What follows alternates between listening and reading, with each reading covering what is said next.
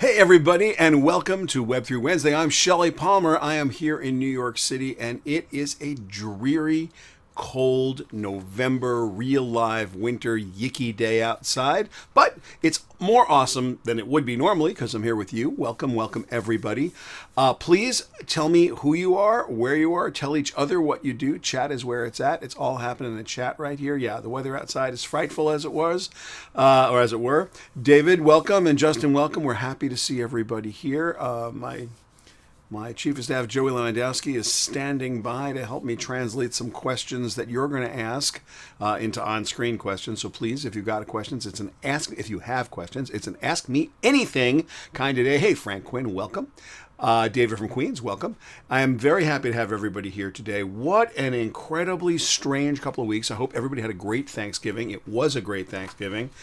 I almost don't know where to start, but I think what I want to do, the first thing I want to do is ask everybody and tell everybody that if you want to continue the conversations we're having today, you can continue them on Discord, discord.gg/Shelly Palmer. If you have a Discord app running, you just go to the Shelly Palmer server and you can basically just continue these conversations there. Hello, Laura. Hello, Carl. Hello, Bob. Glad you guys are all here.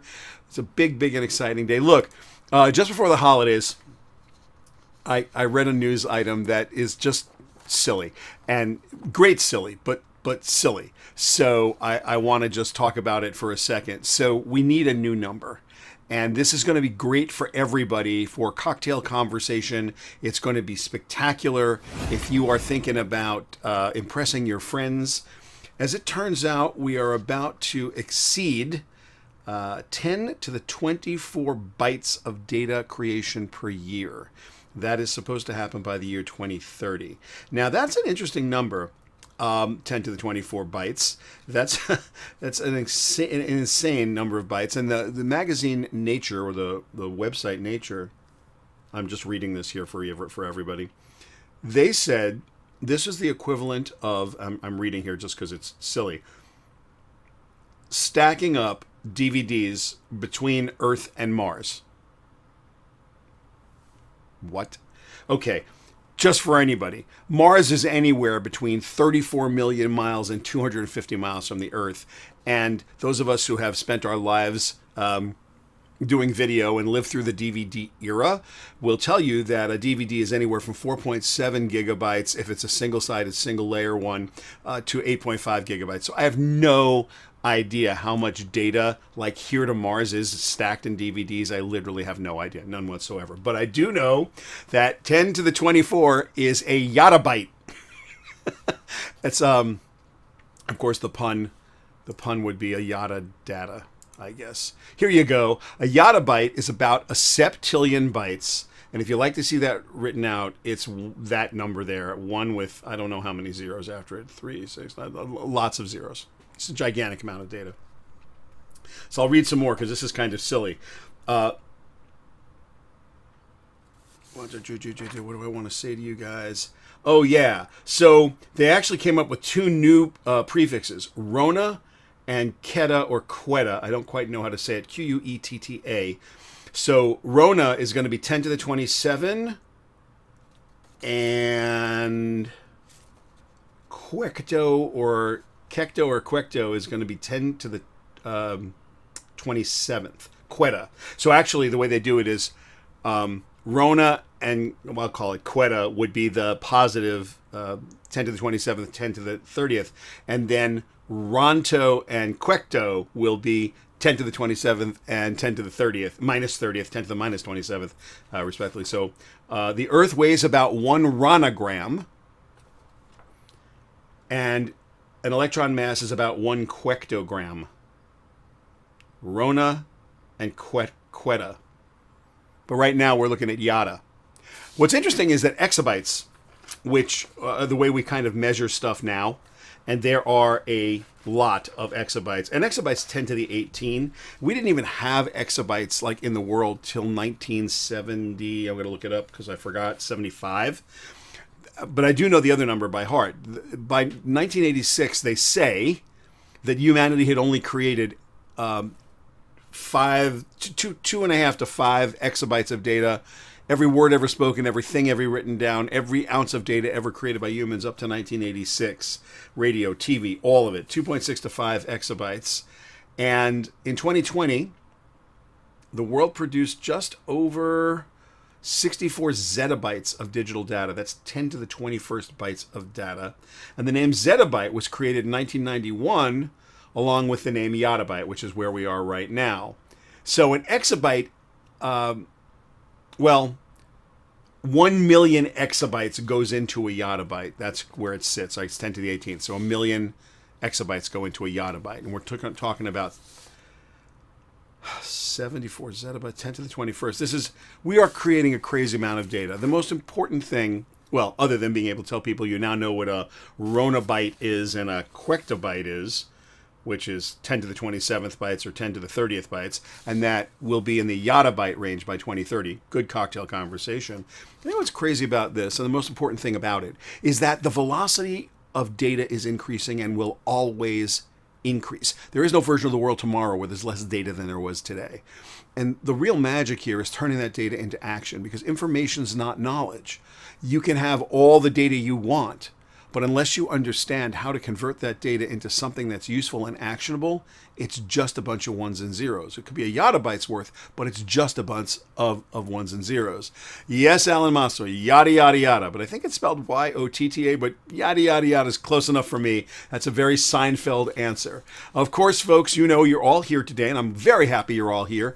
You can get your POAP for today. What is a POAP? It is a Proof of Attendance Protocol Token, POAP. You go to shellypalmer.com/POAP, collect 5 of them. You get all kinds of rights and privileges.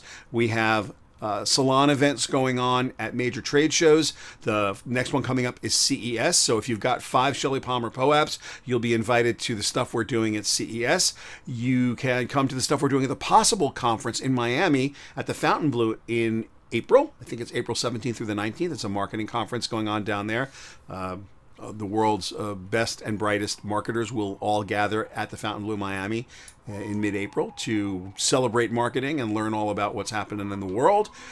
We will probably be at Mobile World Congress with some fun stuff. We'll be at South by. We will be at various trade shows and events. Plus, we always have salons in major cities throughout the year. I travel an awful lot for businesses to give speeches, and very often when I am in a city, I will have a salon dinner, and if you are near that city, you will be invited and of course, welcome to join us. So, shellypalmer.com/POAP. One other little bit of housekeeping for the holidays before we start in on the Web3 subjects I'm interested in today. Amazon. When you are buying on Amazon, I know there was just a big Cyber Monday and everybody's sort of done shopping, but you're not done shopping. The holiday season is upon us. What I've noticed, and what you will notice, is that certain ASIN numbers and certain SKU numbers on Amazon are product numbers that are not unique to given listings. This shouldn't be right. Sometimes it is, sometimes it isn't. What I'm saying is, I had a personal experience a week ago that was really telling. I was looking for a very specific item that I don't want to talk about, and that item is only sold by the manufacturer, and it's sold through Amazon. So there's only 2 places that are legitimate where you can get it. You can get it directly from the manufacturer, who at the time did not have a website online, although they do have a website. So really the only place to buy this item was through Amazon, and the only authorized seller was Amazon. And I went to buy this thing, and I searched for it, and there were about 4 listings with exactly the same product number. Exactly the same product number. The listings were sold by and shipped by companies that were not Amazon, meaning there was no way in the world it was a legit seller. Seller had to be fraudulent. Item had to be fraudulent or fallen off a truck. One or the other. Amazon didn't care. Called my friends at Amazon, didn't care at all. What I was told, if you don't have a registered trademark and you're not in their trademark registry with a U.S. or internationally registered trademark or U.S. registered trademark, they don't care. They're not taking it down. The one seller was taken down because they had hijacked accounts all over the place and hijacked product listings I shouldn't say accounts, product listings all over the place. The other was a company in India that made a competitive product and had hijacked the product number to sell their counterfeit merchandise. Got to be careful. So, Joey, yeah, your Xbox still isn't here. Joey bought an Xbox for the right price. Joey, you can tell your story in chat. And of course, it was too much of the right price, and it's an item you can't really find. And ultimately, bad. Yes, Carl, good audio is a lost art. I can't lift up my mute button, but I have a mute button, and it is actually in the old days was called the cough button. And in fact, in a lot of audio studios, it is still called the cough button, which is kind of fun. However, here it's just my mute switch, and I use it all the time because, let's face it, good audio is a lost art, as you said. Speaking of good audio, and speaking of lost arts, and speaking of things that are lost that we may have found but are definitely lost now, you can take a screenshot in 1 minute of my very charming and adorable face, and you can post something on Twitter so that we can prove that Twitter is over. I just at Shelly Palmer is my Twitter handle. I just want to see what happens. I've lost 1,000 Twitter followers since the new owner has taken over. And, I find that to be somewhat distressing. But I had lost 200,000 Twitter followers over the last 2 years during the Great Purge. I get followed mostly by bots, because we publish a lot of news. So I get followed by a lot of bots. And those bots are not the favorite of the Twitter management of old. The Twitter management of new, well, they got a different point of view. So, the boy who cried checkmark, our friend Elon, our dear friend Elon, said that we were going to have a new checkmark system, and it was going to come today. Let me just make sure I have it right. I do have it right. I know I have it right. And this checkmark was going to be gray for governments and gold for companies and blue for individuals. But then this morning he decided that's not really going to be true. Our buddy Elon just said, nah, just kidding. I'm going to postpone it until I can get around Apple's 30% chop of the subscription fee. It's kind of impressive. Then, he just didn't want the 30% cut. And then, in a thing that actually really pissed people off at me more than I expected, this morning I saw a note that effective November 23rd, almost a week ago, I guess, Twitter was no longer going to enforce COVID misinformation policies. Now, to me, I'm not an expert in healthcare. I'm not an epidemiologist. I'm not a doctor. I use the scientific method every day, but I'm not a scientist, at least not a professional one. But it seems to me that science is a search for the truth, and the scientific method, which is peer-reviewed and in its pure form rigorous, is willing to change its mind when something better comes along, because that's the scientific method. I believe it was Albert Einstein who said no amount of experimentation could prove the theory of relativity right. It would only take one to prove it wrong.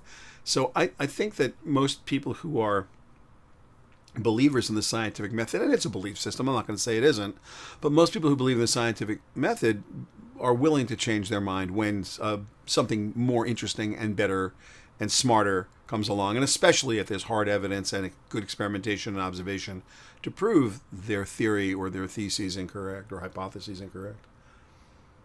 So a lot of people came at me this morning saying that, other than the normal crazies who, we get them all the time, but the people who were thoughtful about yelling at me this morning were yelling about the fact that there was no appropriate way to moderate COVID misinformation because the information available from the CDC and the government, et cetera, was either invalid, was missing important stats, or was out of date. Yeah. Okay. Does that mean you just stop seeking the truth? Does that mean you just let everything go? So my question to you is, and this is an honest question. It's not a question, I'm not trying to choose a side here. My feelings, apolitical, I believe they are, because I don't associate my health with politics in any way. But from my perspective, if you don't like the moderation tools you have, or you feel they're unjust, or you feel they don't go far enough, or you feel they're not accurate enough, the thing to do is to work hard to make those tools better, not to say, you know what, let anyone talk. Twitter amplifies the best narrative, and the best narrative is not the truest narrative, nor is it the one that's best for us. It's the one that's most compelling. And human beings have a horrifying track record of rubbernecking at terrible traffic accidents and staring at train wrecks and just being distracted by things that are sensationalistic and or that feel right. The Great Wall of China is the only man-made object you can see from space. It's total nonsense.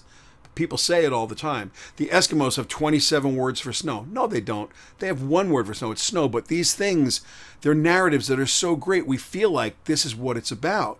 Like I love this narrative, therefore it must be true.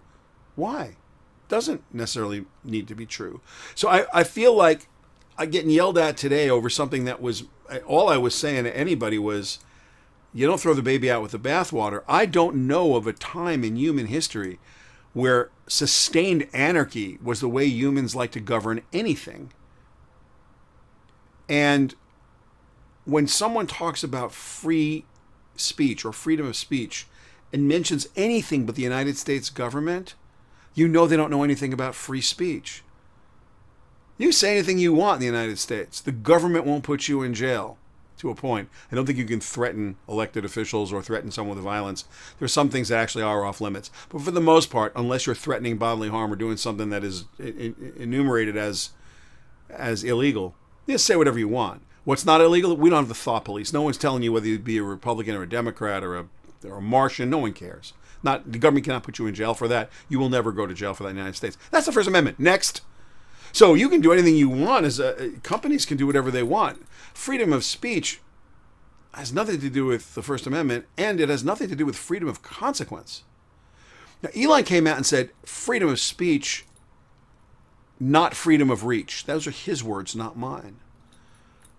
Apparently, that's all nonsense, because apparently he's going to let people who have complete and total disregard for the scientific method, the evidence and the stats, someone who's gathered their information from wherever, it's okay. They're going to allow that to happen. So I am more than a little depressed about that. More than a little depressed about that. So, yeah, I don't know. We have a question here. Let's see. Who asked this question? Well, first of all, let's get this question online here. Let's get this happening for you. What is this question? How is Twitter still alive? Reports of his death greatly exaggerated. Jen W. Jen, I don't know that Twitter's going to die. I don't think it is. It probably won't. Elon's a fighter. I wouldn't count him out. I just wouldn't count him out. I think that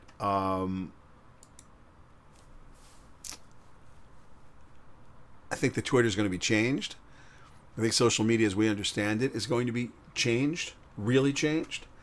And I am pretty sure that Twitter does not go out of business. But it might. I have a lot of friends in the advertising business. I have a lot of clients that are advertisers. A lot of our clients are advertisers. The vast majority of those clients are taking a wait-and-see attitude. Dirty little secret, Facebook is still delivering a really, really, really high ROAS, return on advertiser spend. And especially this time of year where you're a small business and you've got a geographic location or you've got a very specific target audience and you know who they are, there is nothing that's going to perform for you as well as Facebook in that circumstance. You've got product on Amazon, nothing's going to perform as well as Amazon search. People understand that. Twitter doesn't perform as well as any of these things, ever. Never has, never will. That's why it's the size it is. And it also doesn't have a big enough audience for anyone to care about, and it has a big bot problem, and no one really needs their ads seen by bots. So Twitter wasn't profitable to begin with. What he's done to this, it is problematic. Will it go out of business? He seems to have unlimited money, being the richest guy in the world. So, yeah. All right, let's see. Another question. Oh, I like this question, too. What's this question here? I thought NFTs were dead. A Bored Ape just sold for more than $1 million. Really? Let me check that out. NFTs are not dead under any circumstances. That's not the issue here. NFTs are not dead. Did a Bored Ape sell for $1 million?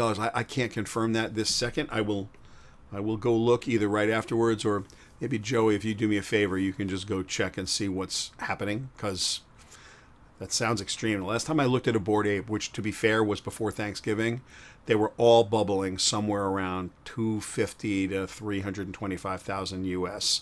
That when I looked last time. But wait. Okay.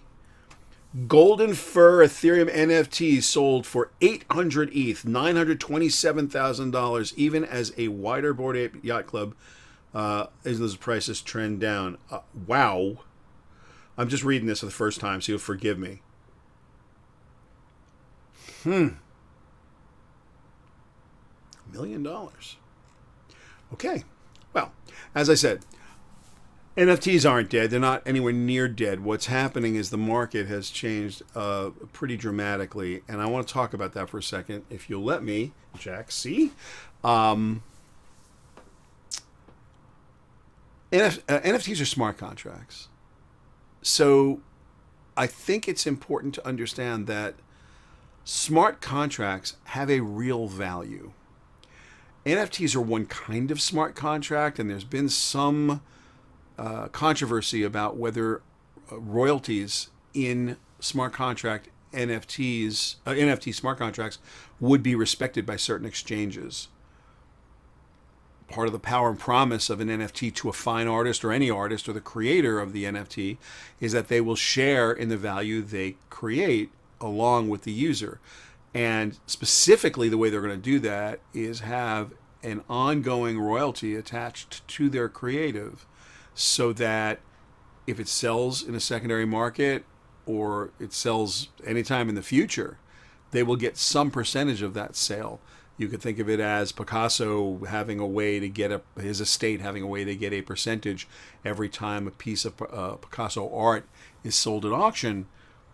You're seeing this artwork sell for millions and millions of dollars. The Picasso estate does not profit from that. The auction house does, the owner does, but not the original artist. It's their work, they get nothing. And so the concept here was that smart contracts, which are just like regular contracts, except when the terms and conditions are met, the contract executes automatically. Smart contracts were the magic that was going to allow creators, specifically the artists who create the works, to profit from their works in the future in a trustless world, regardless of where the creative is sold. Now, NFTs, again, are smart contracts. At the moment, most NFTs, represent digital collectibles. Digital assets could be a file, a JPEG, or a GIF file, or it could be an MOV file or an MP4 file. It could be any of that. It could be a digital file of any kind. But there is no reason for an NFT to represent a digital asset over a physical asset. You could easily have an NFT that represented the deed in your house. You could easily have an NFT that represented the registration to your car. You can make an NFT out of anything. It's simply a receipt. I've said this 1,000 times on this podcast. I'll say it again. You go into a grocery store. You buy a bag of groceries. You're walking out the door. The guard stops you. Security guard says, "Can you prove you own what's in the bag?" You take out the receipt. The guard looks at your receipt, looks in the bag, doesn't care what's in the bag, doesn't care what it says on the receipt, except that what's on the receipt matches what's in the bag. And when that's true, the guard lets you pass. And if not, you get arrested for shoplifting. The NFT is the receipt. It can represent anything. Bored Ape Yacht Club NFTs come with one additional perk that most NFTs don't come with. Comes with the intellectual property rights to the ape that you bought. It's really problematic because most of the Bored Apes, the vast majority of them, are derivative works from the first, call it 10 Bored Apes. So they may not even have the rights to grant the way that the NFT contract is written. I've looked at it. Yuga Labs went to sue to stop someone from abusing what they believed was the copyright of a Bored Ape, and found out that they did not have a case in copyright court. They did have a case in trademark court because they were abusing the trademarked name Bored Ape Yacht Club, but the artwork is derivative, and that's kind of a interesting issue. Laura asks, and it's a great question. I hope you can see this. I will put this up on the screen. If not, I'm just going to read it to you. If I put my Bored Ape on a t-shirt or hats and sell it, does the artist share in the business? It's mine to monetize through merch or TV show. You've purchased the rights and you become the owner according to the contract with Bored Ape. There is no original artist. You are the owner of the IP. So if someone were to use your Bored Ape commercially, you would have a case against them and they would need to pay you royalties because it is technically your Bored Ape. This is going to be contested though because most of the Bored Apes are derivative works from the original apes. It's very complicated. Any generative NFT project, you make 10,000 of something by computer. The way it was explained to me by a copyright attorney is I have Mickey Mouse, and then I have someone paints or draws Mickey Mouse with an earring and a cigar. It's not a new work. It's a derivative work. It was derived from Mickey Mouse. You can't call Mickey Mouse with a cigar and an earring different from Mickey Mouse standing there. It's a derivative work. And in fact, you need permission to do it. So this is highly complicated, and it actually way overcomplicates the issue or the question I was trying to answer for Jack, which is, here's the question in case you guys forgot it, is I thought NFTs were dead. A Bored Ape just sold for more than $1 million. NFTs are not going to die.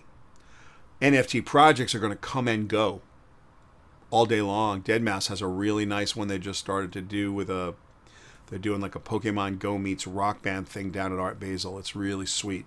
And it's an NFT project. Like I said, NFT projects are going to come and go. Smart contracts are here. Blockchain is here. And to a greater extent, cryptocurrency as a unit of account, a method of exchange, and a store of value is also here. They're not going anywhere. So the projects are going to come and go based on their merits, but NFTs are not going anywhere because they have a real value. And I want you to think about it differently than you may have thought about it in the past. I want you to think about it as not the decentralized trustless environment functionality that it provides. I want you to think that's table stakes for what this is. But in order to use it the right way, what you want to do is you want to be creating business models or businesses that would benefit if there was a royalty schema that was ongoing, if there were terms and conditions that if they executed automatically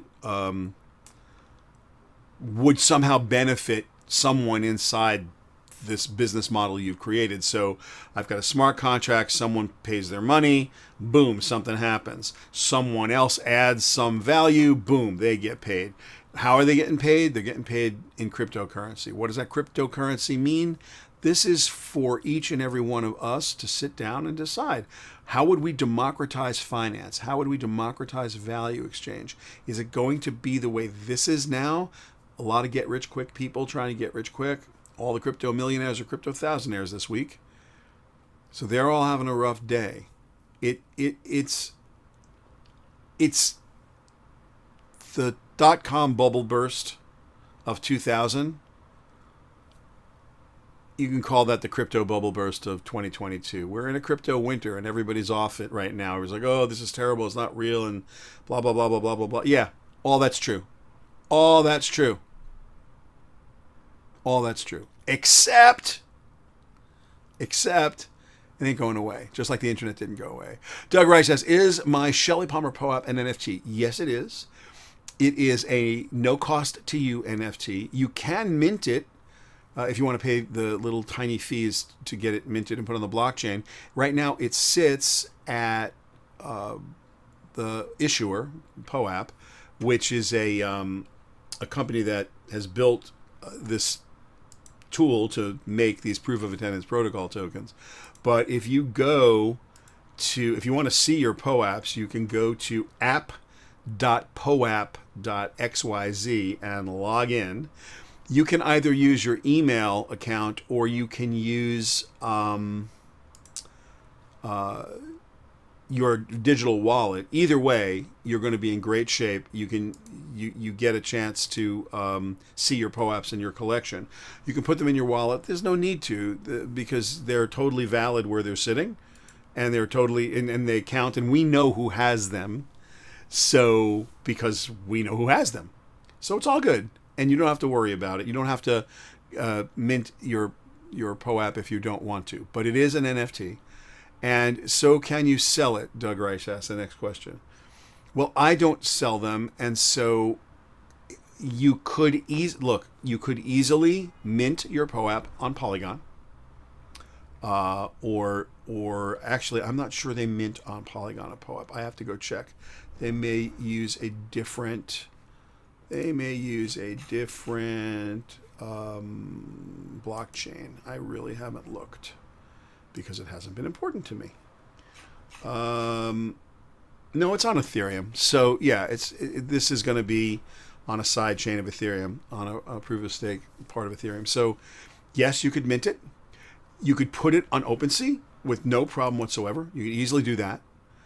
And if you were to do that, and someone was nutty enough to think it had a value, you could sell it. Of course you could. Would someone buy it? Maybe. It's it's nothing I've thought about and nothing anyone's ever tried, but there's no reason you couldn't do it. What the POAP is a proof of attendance protocol token. It says you were here at a time. So I date them. They have a date on them. If you look at the POAP, here, let's do that real quick. If you look at the POAP, this is today's POAP, right? It says November 30th, 2022, Web3 Wednesday, Shelly Palmer. So it's written into the artwork, the date and of the show and what the show is, and it'll show, and its metadata says that too. So the smart contract that is this POAP has all this data in it. And can I show that to you really quickly? Let me see if I can do it. I wasn't prepared to do this, but let me just see if I can super quickly show you what. So here you go. Maybe I can do this. Let me just see if I can quickly show you what this is, and hopefully you guys can see this. So this is the Web3 Wednesday from last week, because I haven't manufactured this week's yet. So this, or from 2 weeks ago, November 16th, you can see where it was. This is the digital wallet that it's in right here. This guy here is my digital wallet. So I put them in my wallet, but you don't have to. You can use your email address. And that's all this is. And if I go back, these are the POAPs that I've issued in 2022. So they go on pretty far. But any one of these that I click on is going to have the metadata associated with it. Shelly Palmer Web3 Wednesday, November 9th. This is a different token. It's the blue token, right? So that's how we've been using these, and I think it works pretty good.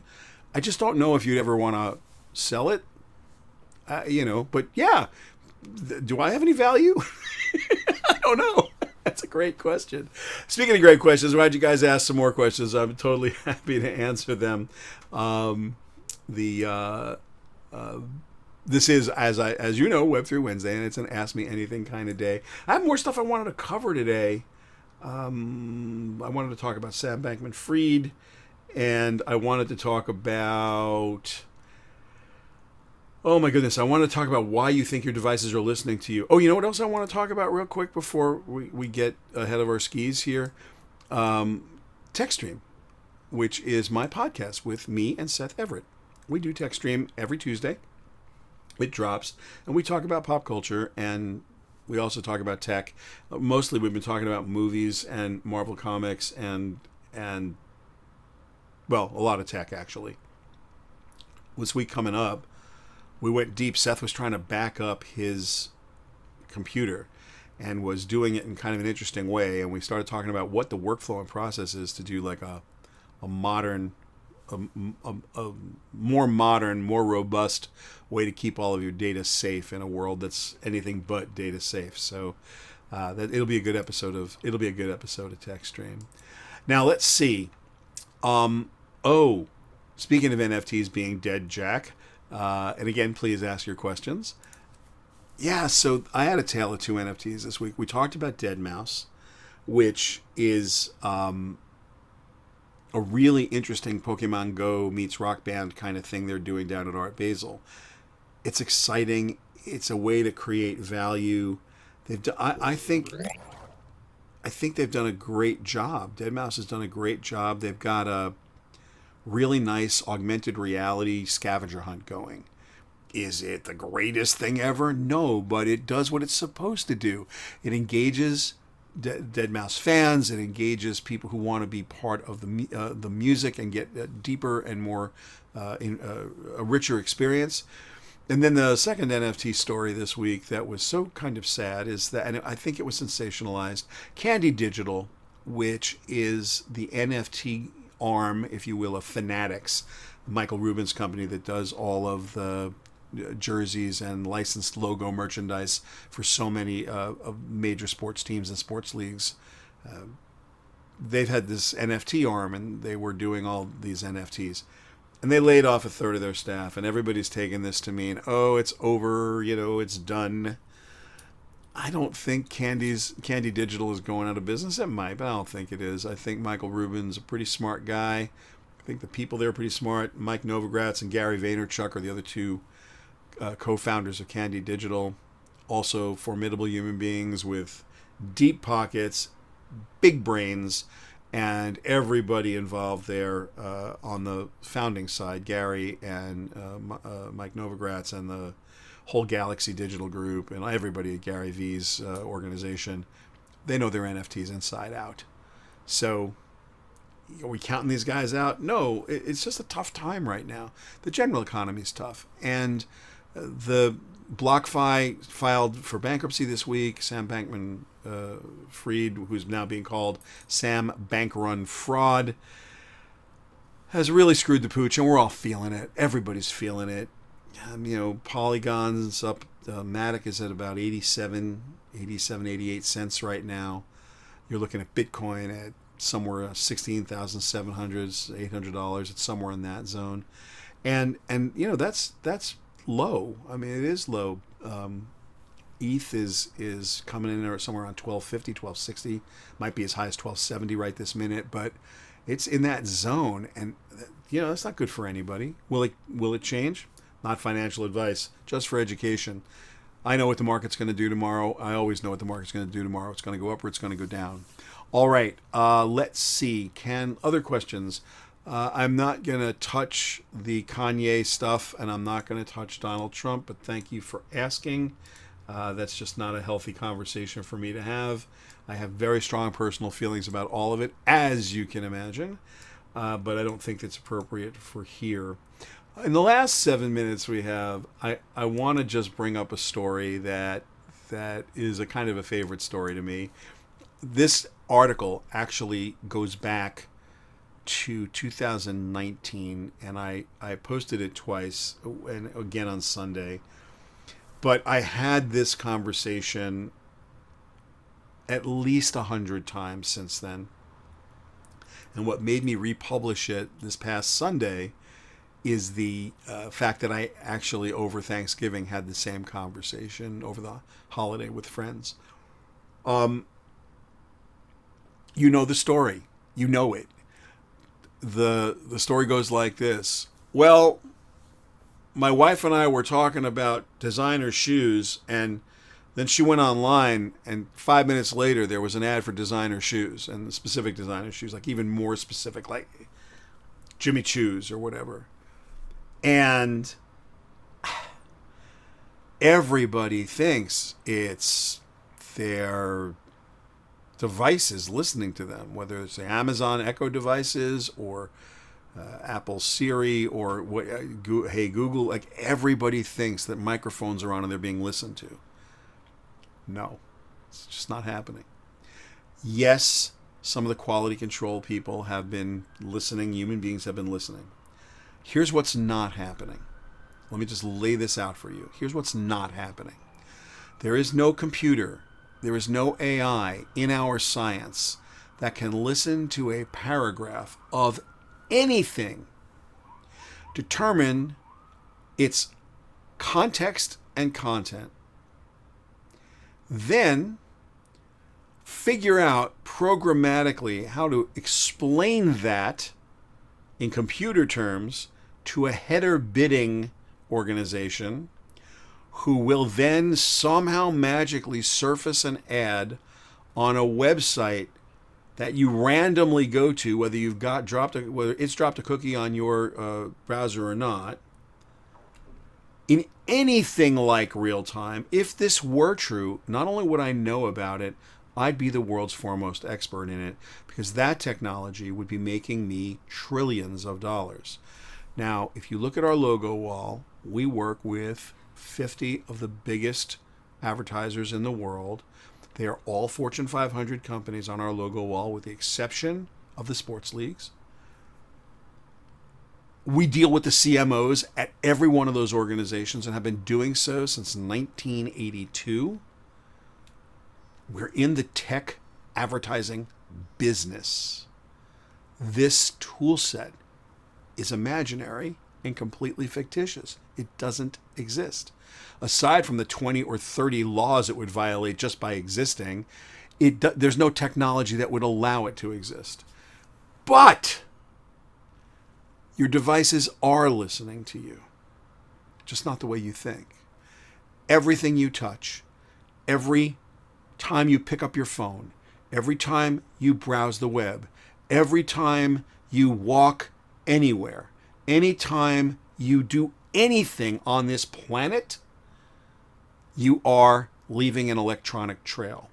It is scooped up by someone or something, generally something, and it is used to enrich your profile by somebody, whether that somebody is in the business of collecting data and selling it, or whether it's the actual organization that is the holder of your profile.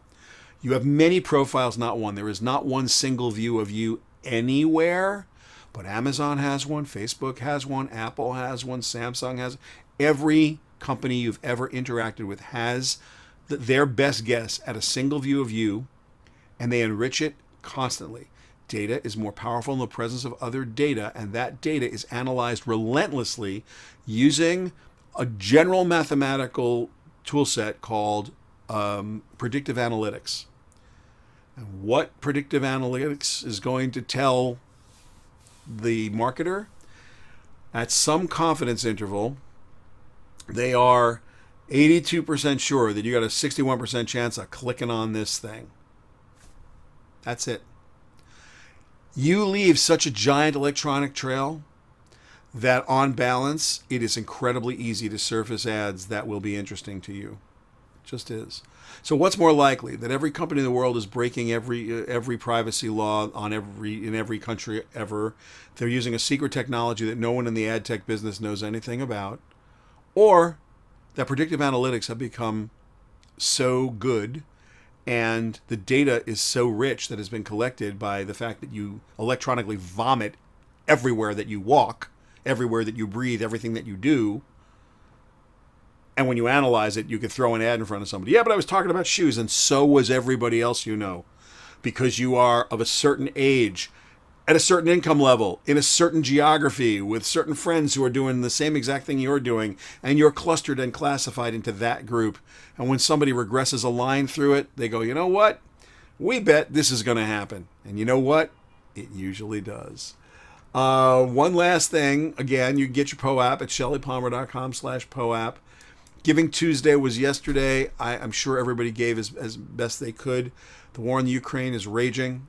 ShellyPalmer.com/Ukraine will take you to NBC, the Today Show site, where there are vetted charities. Your money will get where it's supposed to get. If you're donating to any charity this week for Giving Tuesday, and I hope you do, because there are so many people who are just in unfortunate circumstances they can do nothing about, and they are less fortunate than anyone who's listening today. Just be careful to check the URLs twice. The scammers are out in force. I haven't seen anything like this in a long time.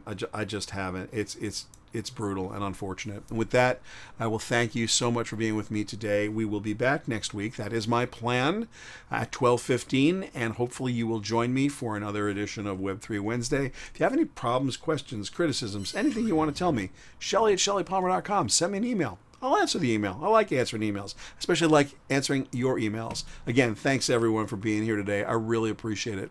We'll see you next time.